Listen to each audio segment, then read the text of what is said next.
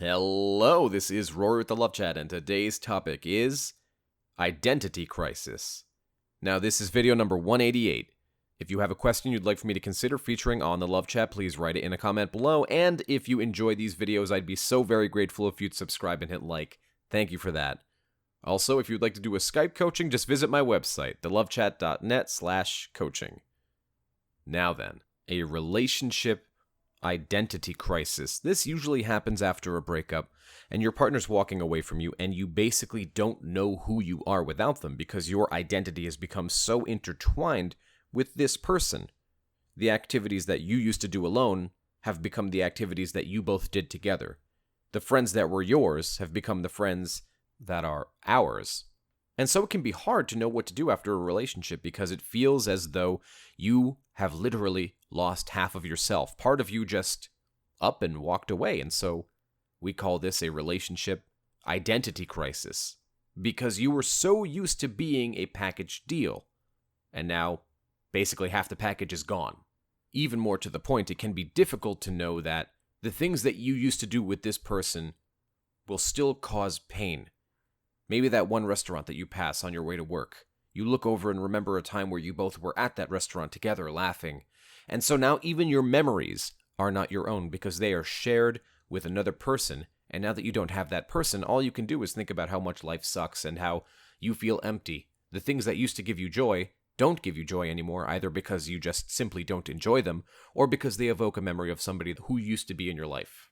When you hit the identity crisis of a breakup, it's important to realize that it's going to take time to regain who you are. And many of the things that you used to enjoy doing, you might have to take a break from. So for example, it might be rock climbing. That's something very common for me. Or archery, or going to a specific restaurant. It might take time to revisit these locations to be able to rebuild what it meant to you. And that's okay. When we're not sure what to do, it's important to fall back to what we know about ourselves. So perhaps something useful that you might be able to do today is sit down with pen and paper and write down who you know you are. So for example, I know that I enjoy being in nature. I don't tend to think of my ex. I don't tend to do things that are mentally harmful. I just walk and I breathe and I enjoy and it relaxes me. And I've regained part of myself because I'm able to look at this from a place of mental peace rather than mental anxiety. Write down what you know you enjoy. Start with what you know for sure, and then begin branching outwards into things that you don't know, not because you're not sure if you can get past them from your ex, but you don't know because you've never done them.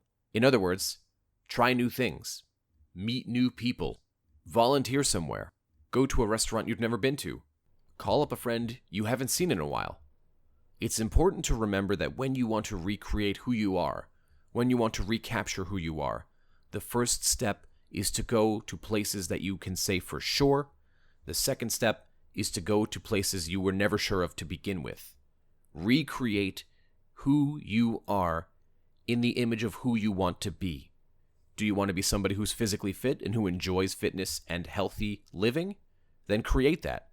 Do you want to create somebody who's mentally healthy? Create it.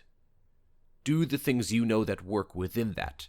A counselor, journaling, long walks, talking it out with friends. You get to choose who you want to be, and that's sort of a beautiful place to be. Because before the breakup, perhaps you had an idea of who you were, and perhaps you liked that person or didn't like that person. But after the breakup is a clean slate for you, and you get to redecide who you want to be, and it's beautiful. It's beautiful because you get to choose. You get to design your own character and then create into being to realize that character. I don't know about you guys, but that's pretty damn exciting. I became Rory from the Love Chat. So, who are you? That's all I had for today.